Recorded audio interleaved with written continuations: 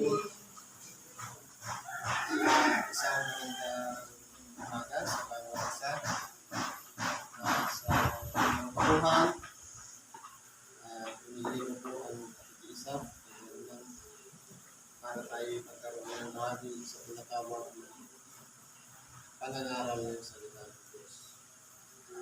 Sapagkat kung tayo po'y nag-iisa, tayo kumbaga pinararating natin sa dakilang Panginoon ang ating kahilingan. Pabor po yun sa atin. Pero, para maging sariwa ang pag-uusap ng dalawang tao o persona, kinakailangan kung ang panalangin natin pinakikinggan ng Diyos, yung makikipag-usap naman niya sa atin, pakinggan din po natin. Sapagkat, kinakailangan kung magbigayan tayo nang sa gano'n. Ang salita ng Diyos ay tunay na nagkakaroon ng halaga sa bawat isa sa atin. Sapagkat ang ating panalangin ay dinirinig, lalong-lalo na kung sa ating mga problema, mga hinaing sa buhay, kinakailangan din natin pakinggan ang kanyang aral, ang salita ng Diyos, sapagkat ito naman yung paraan upang ang ating nabibigat ang katawan, ang ating mga problema o pagdadalamhati ng ating kaluluwa ay maibsan nawa sa pangalan ng dakilang Panginoon. Ang sitas po na basahin ko, ayon po sa Ebanghelyo ni San Lucas, sa Kapitulo 11, versikulo 14 hanggang 26. Ganito po ang pagkasabi. At nagpalabas siya ng isang demonyong pipi, at nangyari nang makalabas ng demonyo, ang pipi ay nangusak. At nagtaka ang mga karamihan. Ito po nangyari nung panahon ng ating dakilang Panginoon ay nandito pa sa ibabaw ng lupa, na meron siya sa lahat ng karapatan na magpalabas ng demonyo. Lumaki siya sa Israel, pero hindi siya nakilala ng mga tao. Alam nila na may lulutang na Mesiyas. Alam nila na may lulutang na tinatawag na Kristo. Pero, ang pagkakakilala nila sa ating dakilang Panginoon ay isang anak lamang ng anluwali. Anak ng isang karpintero. Natutaga, at isang panday, siyempre, kung babatayan natin ang kalangan ng isang panday, mababa siya sa antas dito sa lipunan natin. Pero, mas maigit pa na yung mga espiritu na pagka lumalapit ng ating dakilang Panginoon sa isang taong may karumal-dumal na espiritu, nagsasalita ang karumal-dumal na espiritu, ikaw na anak ng kataas-taasan, naparito ka ba upang kami puksain? Mabuti pa yung mga masasamang espiritu, kilala ang ating dakilang Panginoon. Pero yung mga tao na masigasig na nagbabasa ng banal na kasulatan ayon sa mga hula, ayon sa sinulat, sa mga awit, sa mga propeta, nabasa nila na ang Kristo isisilang dito sa ibabaw ng sanglibutan, pero hindi nila nakilala na yun na palang kausap nila, yun na yung Mesiyas, yun na yung Kristo. Kaya isang bagay lang ang ginawa niya na nagpalabas siya ng isang espiritong pipi. Doon sa katawan ng tao, nagsibang gilalas na sila. Ano po ang nangyari? Dahil ang tao na yaon ay nasa ilalim ng kapangyarihan ng espiritong pipi, hindi siya makapagsalita. Nung lumabas ang espiritong pipi, saka siya nakapagsalita. Ibig sabihin, kinokontrol ng espiritu ang isang taong hindi makapagsalita o isang pipi. Ganon din po yan sa bingi, ganon din yan sa bulag. Sapagkat pinagkalooban tayo ng Diyos ng sapat na paningin, ng pagdinig, ng pandama. Lahat ng yan, pati ang dila natin, binigay na buo. Lamang. Dahil nga, kontrolado ng isang espiritu ang isang tao. Kaya hindi makapagsalita, hindi makarinig, hindi makakita. Ganyan po ang nangyari. Ngayon po, kung ito nasa kalagayan natin ngayon, meron lang isang tao na gumagawa ng milagro. Lahat ng gigilalas. Pinag-iipunan pa nga yan. Maraming mga nag-uusyoso sapagkat kakaiba sa lahat ng bagay ang ginagawa. Ganun po din po ang nangyari sa ating dakilang Panginoon. Ano po ang kasunod? Tatapot sinabi ng ilan sa kanila sa pamamagitan ni Beelzebub na pangulo ng mga demonyo ay nagpapalabas siya ng mga demonyo. At ang mga iba ay sa pagtuksukat sa kanya ay hinanapan siya ng isang tanda na mula sa langit. Isipin po natin, yung mga Hudyo, masigasig na nagbabasa ng mga kautusan ni Moises. Mabuti pa si Beelzebub, nakilala nila na prinsipe ng demonyo, samantalang yung kausap nila ang ating dakilang Panginoon, hindi nila nakilala. Pinaratangan pang prinsipe ng mga demonyo. Pinaratangan pang isang bagay. Subalit kung tayo naman nangyayari sa buhay natin, na bilang tayo pinagkalooban ng putong ng Espiritu Santo, pinagkalooban tayo ng kapangyarihan magpalabas ng mga demonyo, lalong-lalo na sa mga taong inaalihan ng masamang espiritu. Sa mga taong, kung titingnan natin sa panahon ngayon, ano po ba ang uso? Hindi po ba gawain niya ng masama? Pero bakit pag hinihipan at gumagaling at bumabalik o nagpapanauli ang kanyang dating kalagayan, hindi baga ang kapangyarihan ipinagkaloob sa atin magpalabas ng isang masama sa katawan ng isang tao ay isang bagay na pinagkaloob sa atin ng Diyos, isang kapangyarihan na nagpapatunay hindi lamang sa tawag ng tungkulin kundi sa pamamagitan din naman ng ating sarili na pinagkatiwalaan tayo ng Diyos sa kapangyarihan na yon, kaya dapat po nating ingatan. Meron nga akong kakilala, isang kapatiran natin doon sa Maynila. Ang kakayahan niya magbunot ng ngipin. Kung maalala nyo yung isang matanda na may mahaba ang bigote o balbas. Kaya niyang magbunot ng ngipin sa pamamagitan lamang ng bulak.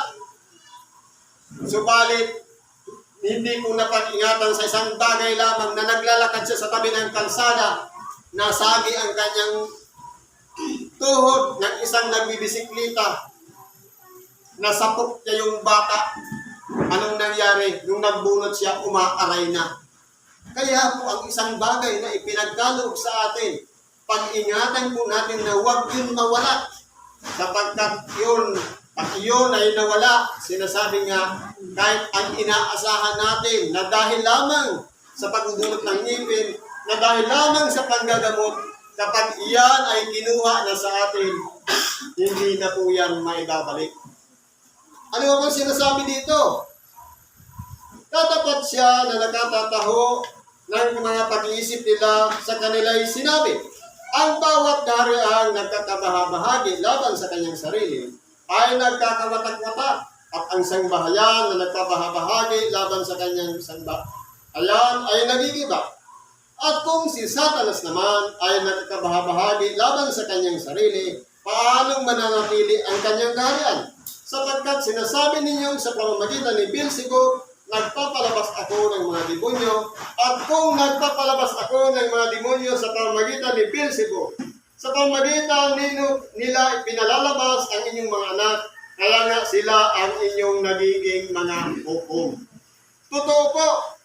Halimbawa, sa isang sambahayan, kapag ang isang sambahayan mula sa ama, ina, mga anak, palaging nagdidebate, palaging nagtatalo-talo, hindi po kagandahan yun sa loob ng tahanan. Ano ang tingin ng taong nasa labas? Mga kapitbahay natin. Magugulo ka nga yung mga tao na yan. Yung mga tao na yun, palagi na lang nag-aaway-away. Hindi po sana mangyari yan sa isang tao, lalong-lalo na susunod sa yapak ng ating dakilang Panginoon. Kaya po, kung nangyayari yan sa isang sambahayan, halimbawa, sa kalagayan ni Beelzebub, meron siyang isang kaharian. Ngayon, pinararatangan ng ating dakilang Panginoon sa pamamagitan ni Beelzebub, nagpapalabas siya ng demonyo. Ngayon, kung si Beelzebub, sinisira na yung kasama niyang demonyo rin, wawasak sila. Hindi siya mananatiling matibay. Katulad din ng isang kaharian, kapag may traidor sa loob, hindi po yan nananatili. Kaya kinakailangan, sama-sama sila, buo sila, nagkakaisa. Hindi naman papayagan ni Beelzebub na ang kanyang kaharian ay mawasak dahil lamang sa kanyang mga kasamahan din. Dahil sa isang demonyo, nagpalabas din ng isa pang demonyo, nakauri nila. Yun ang paratang nila sa ating dakilang Panginoon. Ano ang sinabi ng ating dakilang Panginoon? Ngunit, kung sa pamamagitan ng daliri ng Diyos ay nagpapalabas ako ng mga demonyo, dumating na sa inyo ang kaharian ng Diyos. Purihin po natin ang Diyos. Alam natin mga kapatid, ang isang bagay na ipinagkaloob sa atin, walang iba, iniutos din yan sa mga unang alagad ng ating dakilang Panginoon, ang magpalabas ng demonyo. Ipinagkaloob din yan sa bawat isa sa atin na tumanggap ng putong ng Espiritu Santo. Lamang, hindi natin napupupusan ng husto, lalong-lalo na yung ihip. Huwag po tayong magpapadaya na akala natin normal lang yung ginagawa natin. Meron talagang espiritong masama. Pero ano po ang nangyayari? Kapag tayo po o sa kalagayan dito sa ibabaw ng lupa, merong isang taong inaalihan ng masamang espiritu. Merong isang taong meron ding espiritu na mabuti. Pagka minsan, dahil lamang makikipag-ugnayan ng isang espiritu sa tao, may nangingisay na tao. Ano ang sinasabi agad ng nasa isip ng tao? Demonyo ika nga yan. Kagaya rin yan sa ginawa ng ating dakilang Panginoon. Pinaratangan siya na sumusunod siya sa kapangyarihan ni Beelzebub. Kaya po, bilang tayo pinagkalooban ng kapangyarihan ng Diyos, sapagkat hindi naman po nagtapos ang kapangyarihan ng Diyos sa panahon lamang ng mga kanyang mga alagad, sa panahon lamang ng mga lingkod niya, o kaya sa panahon lamang ng kanyang mga tagasunod, kundi nagpapatuloy ang kapangyarihan ng Diyos, sapagkat ang Diyos, wala pong simula, walang katapusan. Sa makatuwid, ang kanyang kapangyarihan nagpapatuloy hanggang sa panahon ngayon.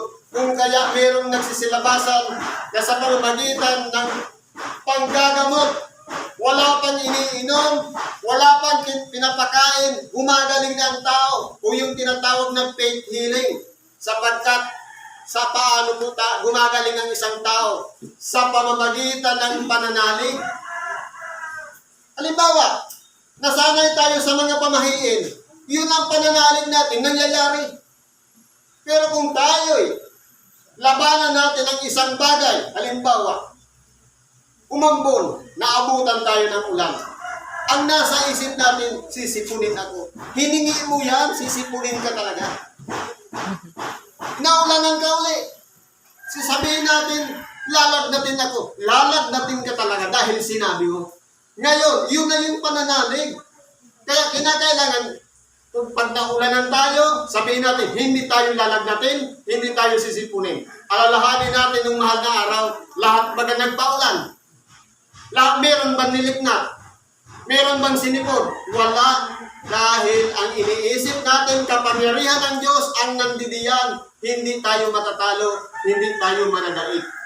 Kaya po ang pananalig natin, kontrahin natin yung isang bagay na negatibo ng isang positibong bagay. Ganyan po ang pagsawata ng isang bagay na ikakasama, dapat doon sa kabubuti para hindi tayo mapahamak. Katulad din naman ng ating dakilang Panginoon, ginagawa niya ang isang bagay na magpalabas ng demonyo, hindi sa pamamagitan ng kapangyarihan ni Beelzebub, hindi sa pamamagitan ng sarili niyang kapangyarihan, kundi sinabi niya, sa daliri ng Diyos, nagpapalabas ako ng demonyo. Kagaya rin natin, tayo may karapatan din magpalabas ng demonyo. Doon lamang sa mga tao na sumusunod sa kalooban ng Diyos at nananahan ng Espiritu sa kanyang sarili. O Espiritu ng Diyos o Espiritu Santo nananahan sa buhay natin. Pero kapag ang Espiritu Santo na yan nananahan sa buhay natin ay pinighati natin sa pamamagitan nitong alitigtigin ng laman, sa pamamagitan ng mga hilig dito, na nakikipag-away tayo, nakikipagtalo tayo, nakikipagmurahan tayo, alalahanin natin, hindi po kapatid natin ang kalaban natin. Hindi po yan kaharap natin sa likod sa harap, sa tagiliran, kundi ang mga espiritu na ginagamit lamang ang mga taong nakapaligid, lalong-lalo na sa isang sambahayan, kung kaya nagtatalo-talo. Bakit lumalaban ang anak sa magulang? Dahil sinusubok lamang ang magulang sa pamamagitan ng isang anak kung yung magulang marunong magdala ng pamilya. Bakit nag-aaway ang mag-asawa? Dahil inaalam doon kung naghahari talaga ang pag-ibig sa mag-asawa. Sapagkat, sabi nga, iiwan ng lalaki ang kanyang ama at ina at makikisama sa kanyang asawa. Ngayon sila'y magiging isang laman. Sa makatuwid, masakit sa asawa, masakit din sa kanyang sarili. Ngayon, kung silang dalawa ang nag-aaway-away, hindi na po yan pinag-isa ng pag-ibig. Dahil pinagsihiwalay na sila. Hindi po tao ang gagawa niyan. Kundi sarili rin mismo, sila rin mismo mag-asawa. Nagtutulakan, nagsisisihan ng mga bagay. Kinakailangan manatili ang pag-ibig sa buhay natin. Nang sa ganun magawa natin, masunod natin ang kalooban ng Diyos. Magagawa natin na hindi napipighati ang Espiritu Santo na nabubuhay o nananahan sa buhay natin. Kaya po makakagawa tayo ng mabuti, kasama natin ang Espiritu Santo. Anumang bagay na hindi natin kayang gawin tayong nasa laman. Pero sa pamamagitan ng kapangyarihan ng Espiritu Santo, magagawa natin ang umiyak, magagawa natin ang magsisi. Dahil ang kinakalaban natin sa ating sarili, yung ego, yung pride na nanahan sa atin, na ayaw nating sabihin na ako'y makasalanan, kundi sinasabi natin sila lang ang makasalanan, ako hindi. Hindi po dapat ganun.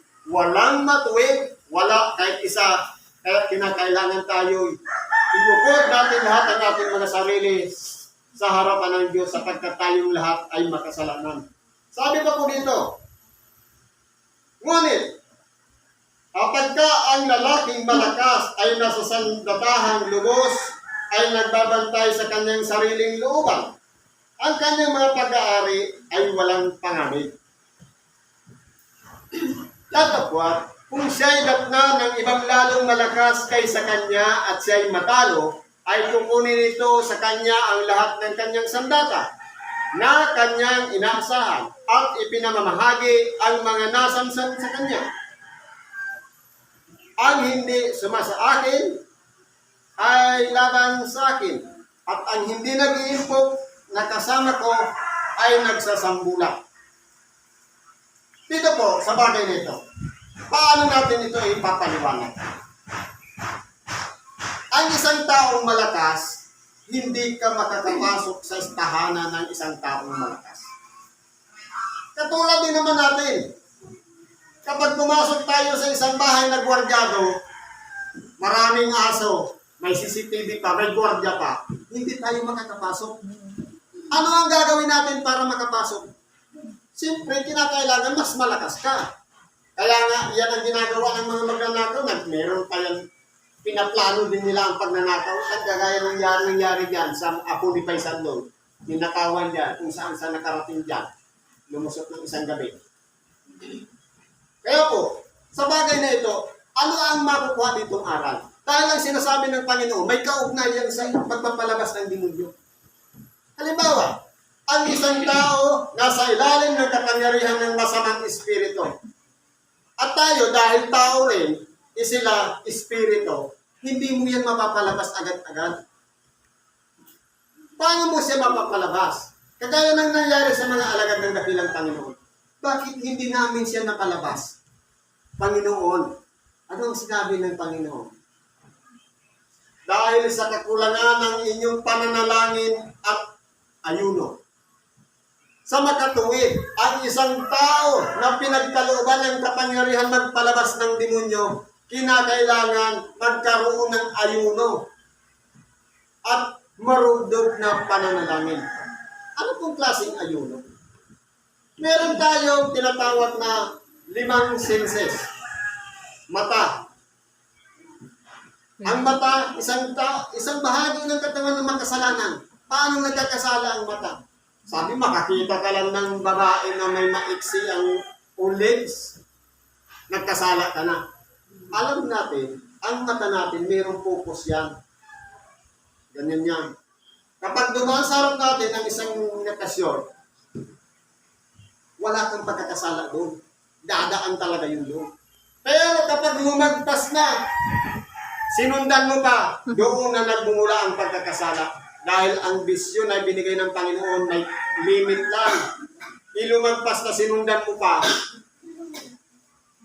doon na nagkakasala. Ang bilong, paano nagkakasala? Umutot lang ang ating kapatid. Pinagsabihan na natin. Mabaho mo, mabantot lang ang kilikili. Palayas na tayo sa kanila. Hindi po dapat ganun. Pagtiisan natin sila. Sapagkat lahat naman tayo umuutot ng mabaho. Ito naman din eh. Merong isang maliit na bagay na dila. Pwede itong makasira. Pero ginagamit natin sa pagpuri sa Diyos. Kaya nga ang ginawa ng Panginoong Diyos, binakura ng 32 na ngipin para pag nagpalalo ang nila, kagatin. Pero nagmamalabis pa rin. Kaya po, ito ang iniingatan natin. Sabi nga, magmaliksi kayo ikana sa pakikinig, magmakupad sa pagsasalita. Ano mang narinig natin, minura tayo, i-analyze po natin. Ay, pag minura ko siya, siya lang pala ang palamura. Pag minura ko rin siya, ako na rin pala. Dapat ganun, ina-analyze sa isip natin. Hindi yung vice versa, reply agad, sagot agad. Hindi po dapat pinag-aaralan ng isang bagay. Katulad naman ng pandinig. Kapag minura tayo, dapat huwag natin batuhan din ng ganun. Makarinig tayo ng paninirang puri, ipanalangin natin yung taong naninira ng puri. Nang sa ganun, luminaw ang kanyang pag-iisip at magsisi siya na mali pala ang kanyang ginagawa. Ganun ang dapat na ginagawa ng sumusunod sa yapak ng dakilang Panginoon. Hindi po dito kontrolado ng alitigtigin ng laman, nang iniisip natin, maayos lang tayo, wala tayong pakialam sa iba. Hindi po dapat gano'n. Kundi, mas mahalaga ang iba kaysa sa atin. Kaya, kinakailangan ipakita natin ang pagmamahal natin sa kanila sa pamamagitan ng walang patig na pananalangin sa mga taong tumumuya sa atin, sa mga taong nagpapahamak sa atin. Ganyan po ang ating ginagawa.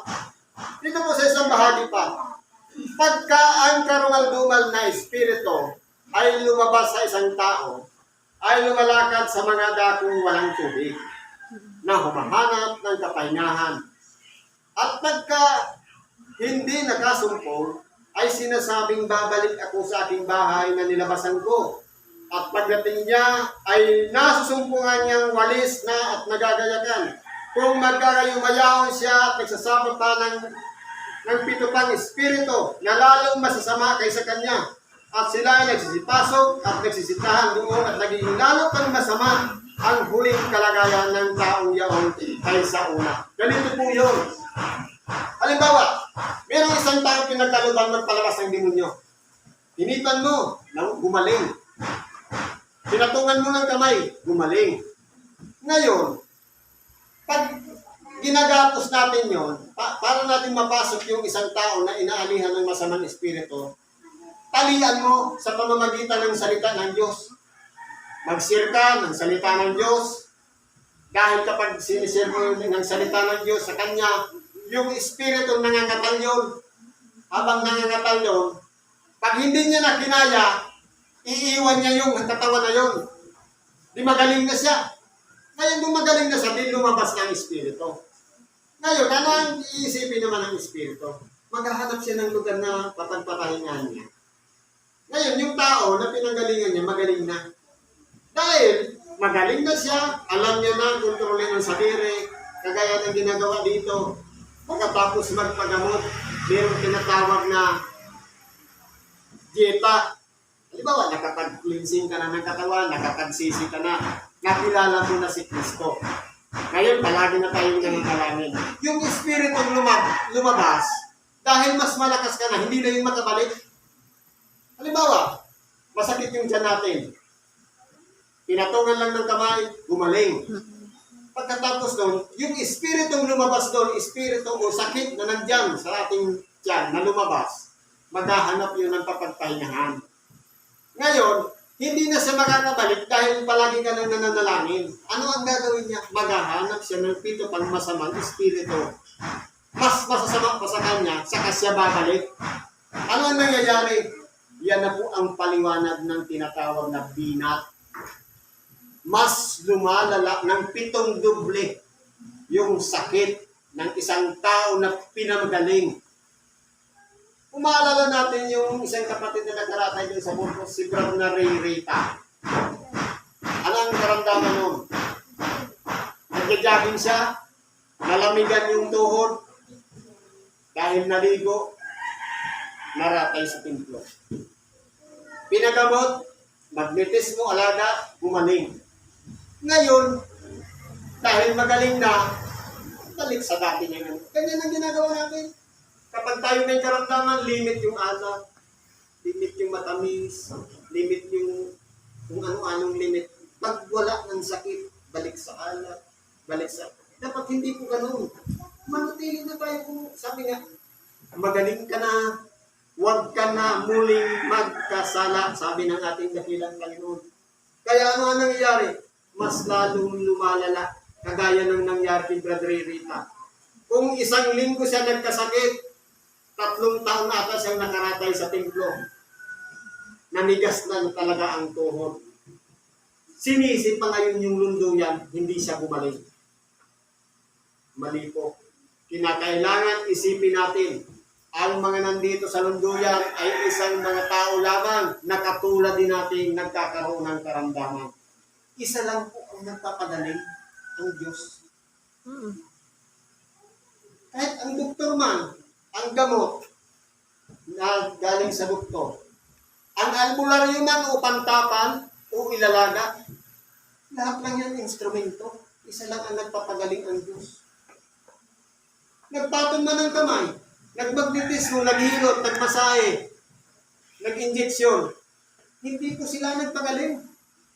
Lamang, may mga profesional na nagpapasikat talaga sa kanilang sarili na, ay, magaling tanga yan. Huwag po natin naakuin ang isang bagay na hindi atin. Alalahanin natin, kapag nagpasalamat tayo dahil gumaling sa isang batlaya, ano ang sagot ng batlaya? Doon ka magpasalamat. Sa makatuwid, pantay lamang tayo dito sa ibabaw ng sanglibutan. Nagtutulungan na nagdadalahan ng pasanin sa isa't isa. Kaya po, dito sa konting pakikibahagi ko ng salita ng Diyos, naway ang pagpapala, ang kagalingan ng mga karamdaman. Maibsanawa ang ating mga problema, ang mga pagkabalisa na yan. Isipin natin, kung tayo mabalisa ng mga pangangailangan natin, lahat sinuplay na ng Diyos. Tayo lang ang tamad. Kaya po, kinakailangan isipin natin yung mga bagay na mabubuti, gawin natin kung ano ang igagagaan ng ating mga kalooban. Masarap matulog sa gabi, wala tayong sinisisi, wala tayong away. Salamat at pagpapala ang sumagana sa bawat isa. Isang magandang umaga muli po sa akin.